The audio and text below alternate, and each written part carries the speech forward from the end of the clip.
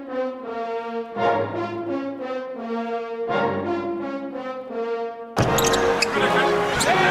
into the hands of Hunter. And Virginia with the all-time turnaround title.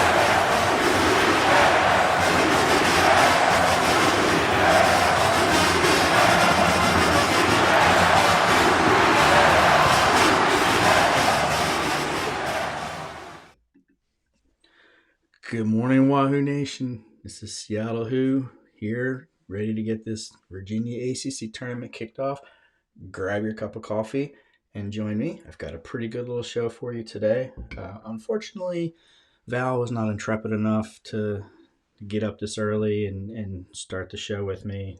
Actually, the truth is I think he has to work today, which I have to work today also, but that doesn't start for about 3 more hours, which gives me a chance to come here and talk hoops with you. So I've got a little special treat. I was able to get Brian Geisinger to call up yesterday between the Duke and Carolina games. And so we talked about a little bit about what had happened to that point and, analyzed Syracuse and kind of previewed the matchup today.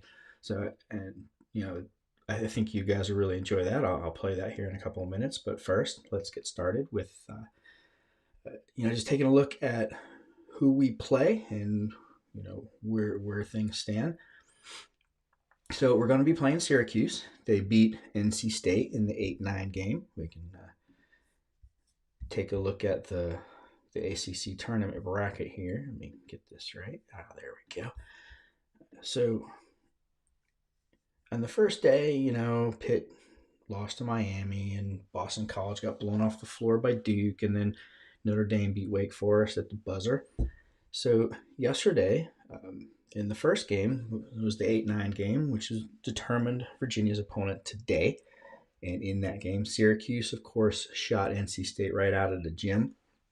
Then after that, Miami overcame fatigue and Clemson to advance to play Georgia Tech. And the winner of that game will play the winner of our game tomorrow. And then in the other bracket, Duke continued their march to the ACC tournament championship with another convincing win, this time over number 7 seed Louisville.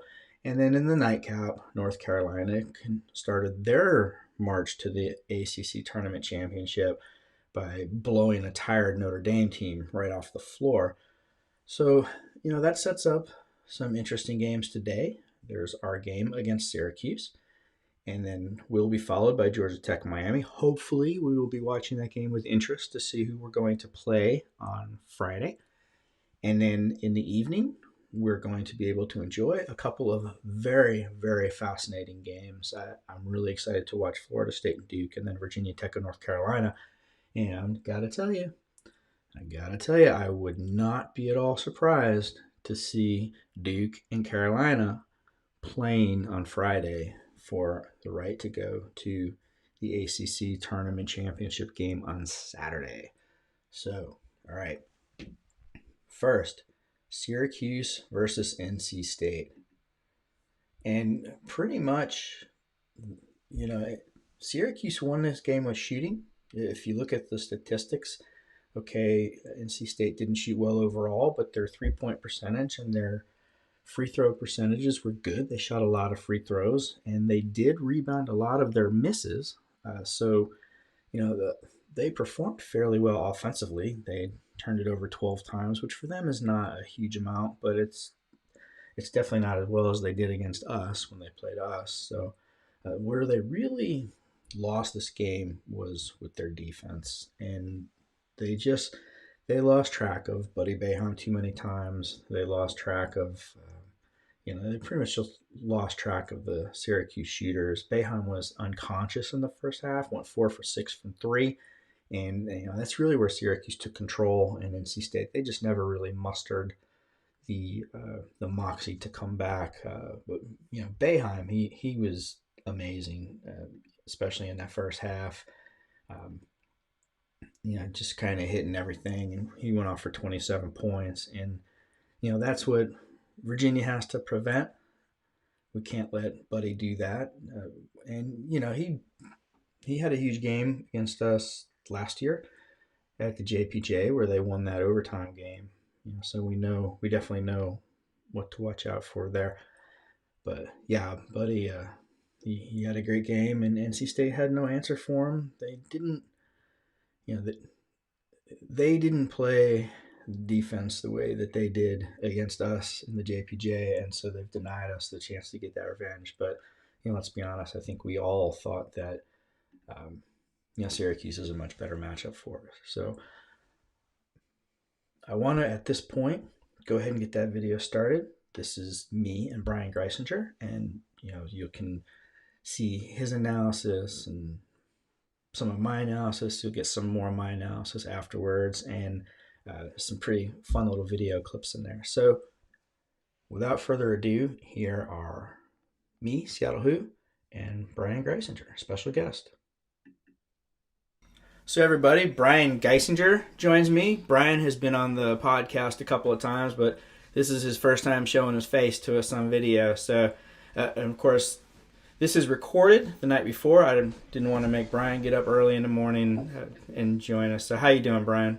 I'm doing all right. I'm really enjoying the tournament so far. There've been a handful of like pretty entertaining games so far, and I feel like the quarterfinals are set up to be pretty entertaining in Greensboro. Yeah, of course, the Duke-Louisville game just ended, and for the second time in 2 games, it's the team that played yesterday won today. And we were joking, not me and my comrades on the podcast the other night, that Duke's going to win the tournament. I don't think they're going to, because they're about to run into a buzzsaw here tomorrow night with Florida State, but they have the talent to do it. Like, there's no doubt. Right. I mean, winning 5 in 5 days is hard, but like, I think if it wouldn't completely stun me. I mean, not to use a really terrible cliche, like at the end of the day, Duke has probably more NBA players on their roster than anyone else in this tournament. I mean, yeah. Virginia's got a hand. Virginia has probably 4 of them. The vast majority of Duke's players are consensus top 50 recruits coming in. Consensus. So I don't see them winning it all in Greensboro, but like it would, even though 5 in 5 days is like, it's all, it's basically, it's never happened in the ACC, and really UConn and right. Kemba in 2011 is the only like sort of like analog for it. But yeah, it turns out having like good NBA players like when they're in college is like beneficial towards winning games. Who knew? I know.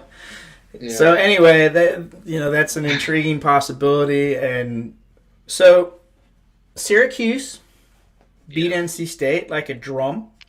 Syracuse beat NC State twice in the regular season in very close games.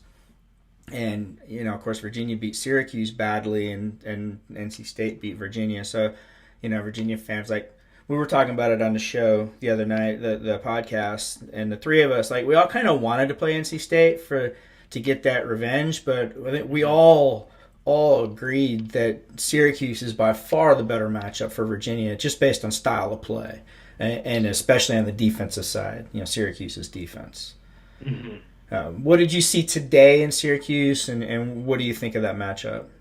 Yeah, I mean, Syracuse is not – this is not the, like, Syracuse defenses that we grew up on, and they haven't been very good defensively for a while now. This is not, like, a particularly new trend, but you can get your three-pointers against them, that's for sure. I mean, it's been 43% of the attempts against Syracuse's zone this year have been threes, and in some recent years that's actually been worse recently. But yeah, I don't know, today was just more or less like State's defense was out to lunch. It was really not a particularly good showing for the Wolfpack on that end of the court. Lost Buddy Boeheim one too many times, or two too many times, especially earlier in the game. And I mean, yeah, Boeheim 27 points, 6 of 12 shooting threes. Felt like it could have been a whole bunch more, but yeah, they absolutely whipped State today. They got probably one of the better games from Joe Girard that I feel like we've seen in a while. Like, he's really been been slumping recently and has had a couple pretty poor showings in the last few weeks. But Kadari Richmond, who I think is he's the most talented player on this roster. He's the best NBA prospect they have, probably along with Alan Griffin. But he only played 10 minutes today. Joe Girard played 33 minutes, hit a couple threes, 14 points. This Syracuse team is like not without talent, and they've got some good offensive pieces. And Kadari Richmond, I do think, is a guy at the top of that zone that can actually give teams some troubles because he's such a steals guy, 6'5", long guard. But today, this to me felt more like, it was really just State's a defensive or disappointing showing from State's half-court defense. And I also think, too, State is like not – their personnel is not great to go against the Syracuse zone right now. They're playing a lot of those two bigs, which we've seen against Virginia, Manny Bates and DJ Funderburk. So then if you do that, you have to have one of those guys at the nail, like in the soft spot of the zone. They're not passers. They're not playmakers. You really want Helms there. And they weren't really able – they were able to get on the offensive glass some today. That was big. I mean, they rebounded a bunch of their misses, as you would expect for them playing Bates and Funderburk against the Syracuse zone. But, like, UVA has so much better personnel to, like, detonate that thing. I mean, they did a really nice job with Jay Huff the first time those teams matched up, throwing it to him at the free throw line. And but they've got a variety of, Hausers obviously can go in there and do damage too. So this Syracuse team is interesting because they have some shooters, they have some talent, but yeah, that zone is just nothing to fear. What'd you think of the 7-footer? The what's his name, Edwards? Edwards, he's played better recently too. Like, he's really skinny. I mean, he is at the hoop. He blocked a shot today against State. He's come on for them and has now made them like a little bit deeper along the front court, which they kind of need because Guerrier's a really good player, really solid player, and is like a pick and pop concern for opposing defenses because he can step out and shoot a little bit. He hit a couple threes against State today as well. But yeah, now they've got like it's a different force when you have a guy that's that long at the back line of the zone that can sort of like protect the hoop a little bit better than, say, someone like Marek Dolezaj that's super skinny and is is long but is real skinny, or someone like Guerrier who's like who's more of like a below the rim rebound type guy. Mm-hmm. Yeah, I think that was what I saw today that's different from when Virginia played them last time. That maybe could change the game. But other than that, I don't really see any difference to my analysis from the first game where, on the podcast, we had Kevin Wall on, who's a Syracuse analyst, and I've had him on before. And, I saw a 20-point blowout in that game just because – Boeheim's going to stay in that zone. Yeah. And Virginia's going to figure out the zone at some point. And once they figure out the zone, then they're just going to pick it apart. And that's what happened. Now, the wild card, of course, would be, when does Boeheim decide to put on the pressure, the full court pressure, and how does Virginia react to that? We were a little shaky at the start, but then solidified and actually wound up pulling ahead more, so... it's going to be an interesting game. I think Tony has actually had some of the most. I think Tony Bennett has had what I've seen in the last handful of years, the most like creative scheme to take down the zone. So many people want to throw it to the nail and then try to throw it to the free throw line and then like pass around and spray out and shoot threes and get on the offensive glass. Some teams want to screen the top of the zone and try to run a little pick and roll. I mean, there's a variety of little little maneuvers, but you probably remember this. Maybe you talked about this leading into the last time that Virginia and Syracuse played, but the 2019 game between these two teams at the Carrier Dome, they put Ty Jerome in the middle of the lane, and then they had everyone space out wide to the sides, and they had Huff and Diakite sort of like in the dunker spots along the baseline, and they had Jerome basically like isolate versus the middle defender. So, that would be Dolezaj or I guess now it would be someone like, Edwards. And then he would basically just like back dribble, almost like, moonwalk back to the 3-point line. He would pull that interior defender the middle backline defender out of the paint or like further away from the rim. And then Jai Drum started spraying kick-out passes to DeAndre Hunter in the corner, lobs to Jay Huff, lobs to Diakite. It was like, it's one of the coolest, deconstructions of a 2-3 zone that I've ever seen before. What they do is Tony comes in with an idea, but then, Boeheim always has a twist in the zone. There's always some one thing that he'll do different in it. And so once Tony figures out what they're doing different and he comes up with a counter, that's when you'll really see Virginia take apart the zone. Yeah, and the thing too is against that zone, like it's just, it's bombs away for guys like Hauser and Murphy, right? And those guys were 11 of 23 from deep in the first game. It's like, if that happens again, like, Virginia's definitely going to win. If you get that kind of like efficient shooting from your two stud forwards. And Hauser's just on like that guy is like, they had a great season shooting the ball in general, but like what a heater that dude is on right now too. The last month, right? Like since the UNC game. Well, before the season, the players all said that the word that they used the most for Hauser was automatic. Yeah, he is. And Jay Huff said that there were some days in the practice that he would shoot and you would think like, is this guy ever gonna miss? Yeah. I mean, he is a legitimately great shooter. Yeah, he's off movement, he can come off a screen. Any shot. He can have Every shot. Yeah, it's ridiculous. He had a shot in the Miami game, the second to last game this season, regular season, where. I wish I could remember who it was from Virginia.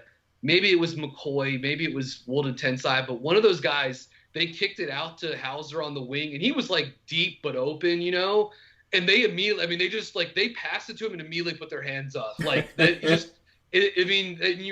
like this. They practiced with this dude for 6 months now, and they know that if he's this open, you can put 3 on the scoreboard. Like, it's just going to go in. Half the time, if not more. He's a ridiculous shooter. It's why he's going to collect an NBA paycheck next season, because he's 6'8" and is just lethal from every level of the court, and certainly has just incredible shooting range on that jumper. And he's a real weapon against any kind of zone. So is Trey Murphy too. So is Jay Huff, but Hauser is obviously just like. He's in sort of his shooting this season is just like, it's going to get lost in the shuffle because we're going to be like, oh, X number of points per game. And he shot the 3 ball pretty well too. And he certainly did. But he shot 60% on twos this year. He shot 56% on long twos. Like that is just, that's sniping. That's sniping from everywhere on the court. It's a historically great shooting season. For Sam Hauser, and I don't want that to get lost just in like just a normal sort of like first team All ACC year. He was like historically great in some respects with his jump shot this year. Mm-hmm. All right, so what do you see? I like Virginia against Syracuse. But I've also I've talked with you about this a couple times this year. Like, I've thought Virginia's been the best team in the ACC from the jump before the season started. So I'm going to keep rolling with that. Okay. And so, we'll see how, this way Virginia, it'll be interesting to see how they go against, how they attack the zone. I think there are a couple ideas that you and I sort of like hinted at that they could certainly try. And it helps that they've got Woldon Tensai back, so they just got like lots of shooters that they can put out there. I guarantee that what they did against the zone the last time that worked so great is not what they're going to do this time.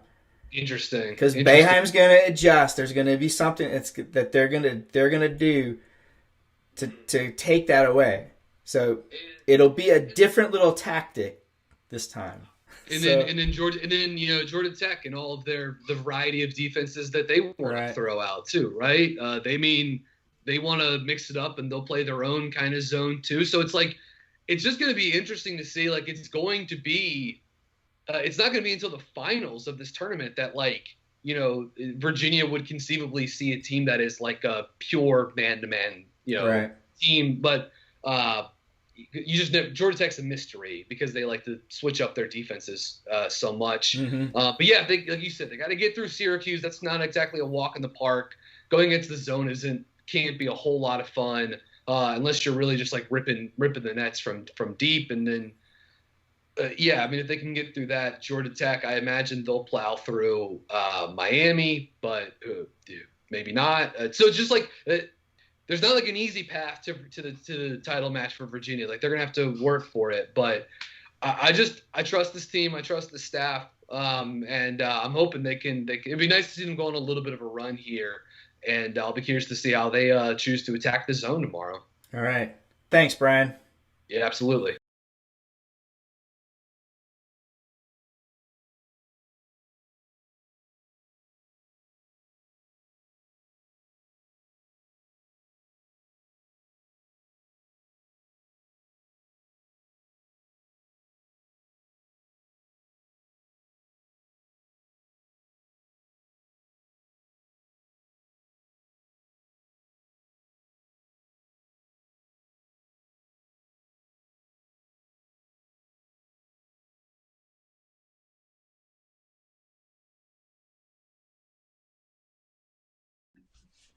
And I am back. So that was Brian Geisinger and yours truly, Seattle Who, breaking down what we can expect today. So, like I said in there, it's not going to be exactly the same game as it was before. Syracuse is going to do something different, and so we're going to do something different. We had a lot of success with J Huff at the ACC logo, and as I alluded to in that video, I watched the game yesterday, and the player who I thought could really change things was Jesse Edwards, who's a 6'11", I believe sophomore center that I know a lot of Syracuse fans, including my friend Kevin Wall, have been wanting to see more of. And he played very well against State. He was a factor in there. He could be a factor against us. So keep an eye on that. He could give them some more inside offense, but also some length, to bother things in the middle. And, you could even see him and Dolajai in there because teams have had a lot of success against Virginia with, adding some more height near the rim. Now, Syracuse, their defense, let's take a look at some statistics. So I'm going to go to Ken Palm, my scouting report, and a couple things that I want to focus in on here is Syracuse's defense in conference-only games. It's in the middle of the pack, so it's not bad, but it's not great. And they're second in the conference at opponents' three-point percentage. Opponents are only hitting 31.6% of their threes against Syracuse. So Virginia's performance was an outlier. And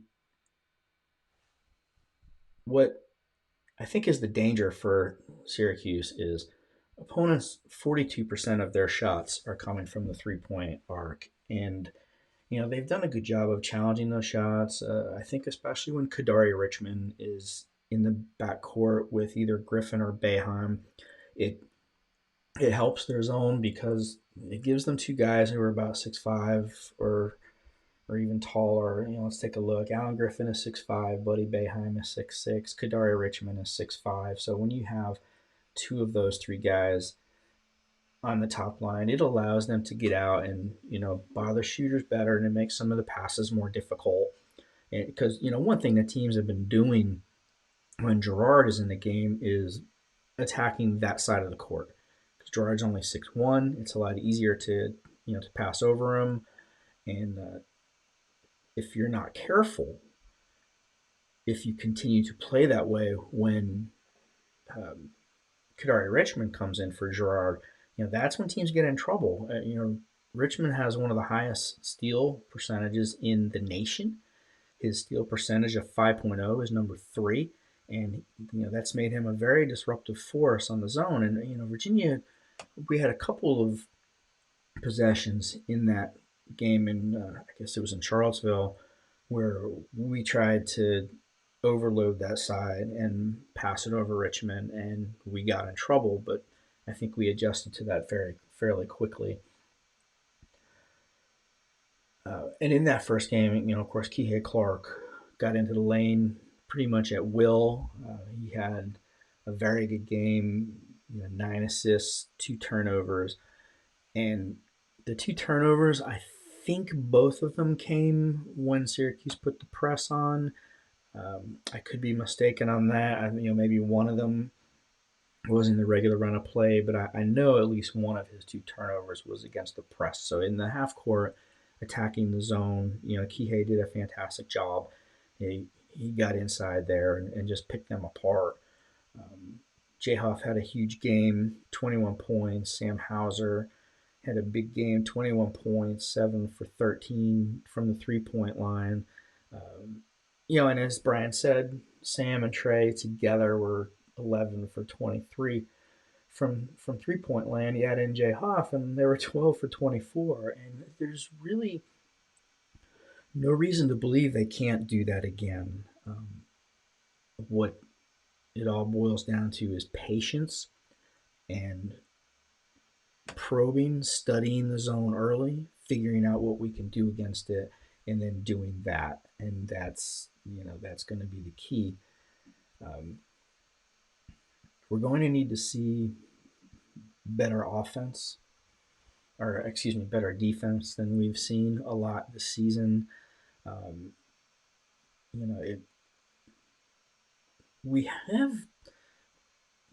We've done a pretty good job of not losing shooters. What we've had trouble with has been things like allowing penetration, and then the screen and roll and the screen and pop action sometimes has caused breakdowns in our rotation, and those kinds of things. And so I would not expect Syracuse to get, of course, a lot of open shots. What we have to watch out for is Richmond and Griffin attacking the lane and then being able to make plays off of that. And Buddy Boeheim, if they've got 2 6'5" guards in the game, and then we've got Kihei in, you're gonna have to look for one of the guards to try to take him down into the lane and then shoot that mid-range jumper, because at least Boeheim and Griffin both have very good mid-range jumpers. Richmond's not a great shooter at this point, but he can get in there and use his size and get us into rotation, which is what we want to avoid as much as possible. So, all right. So after our game is going to be Miami and Georgia Tech, and you heard Brian, talk about Georgia Tech. They should beat Miami. We'll see. Miami should have lost yesterday if you go by those kinds of things. Clemson, absolutely should have been able to beat Miami, but the Hurricanes, they didn't show any effects of fatigue. Today could be very different.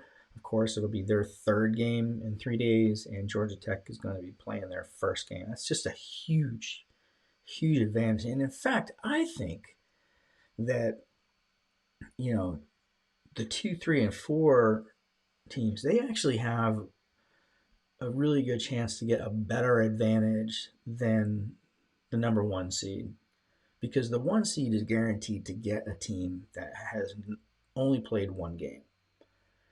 Whereas, look at Florida State, look at Georgia Tech.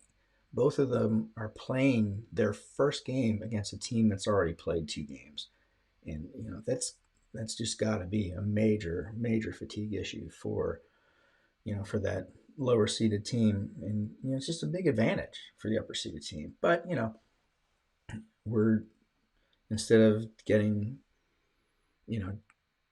Florida State, they could have had the, number 6 team, and Georgia Tech could have gotten the number 5, but I think the way the league is this year, it doesn't make as much difference, because there's not that much as much difference between number 5 and number 11. I mean, Duke's the 10 seed, and they've got 57 top 50 recruits sitting on their bench. No masks. I noticed that. Did anybody else notice that yesterday? That Duke's bench, the guys sitting there on a bench, they weren't wearing masks. The coach wasn't wearing a mask. Who was there playing? Louisville. Their coach, he was wearing his neck mask, protecting his neck. I don't know what's going on. There's no accountability, no enforcement of the mask thing with the ACC, and coaches and now the players are joining in on that. So everybody, I think we've put on a good show here. I'm not going to ramble. I think at this point, we've said everything there is to say. So I'm going to finish this here. And then, if you're just tuning in, if you just logged in, wait a couple minutes. And because as soon as I stop this, the software is going to turn it into a recording and you'll be able to watch that. So, and that's going to be better than me rambling on and on here at 5:30 in the morning on lovely Whidbey Island, Washington. I'm actually no longer Seattle Who. I'm now Whidbey Island Who, but we'll keep it simple for people. Anyway, all right. So go Who's, Wahoo Wah. My prognosis for today, I still feel very good about the game. I think that we should win. We always do well against the Syracuse zone. We've got the shooters. We've got the penetrators. I think if we see Reese Beekman and a couple of the other guys attack with the dribble, the way they did against Louisville, that's going to make things all that much better. So I hope might be back tomorrow morning for ACC Friday, Wahoo Wake Up. Obviously we have to win for me to do that. And, we'll see how it goes. So, all right, Wahoo, everybody.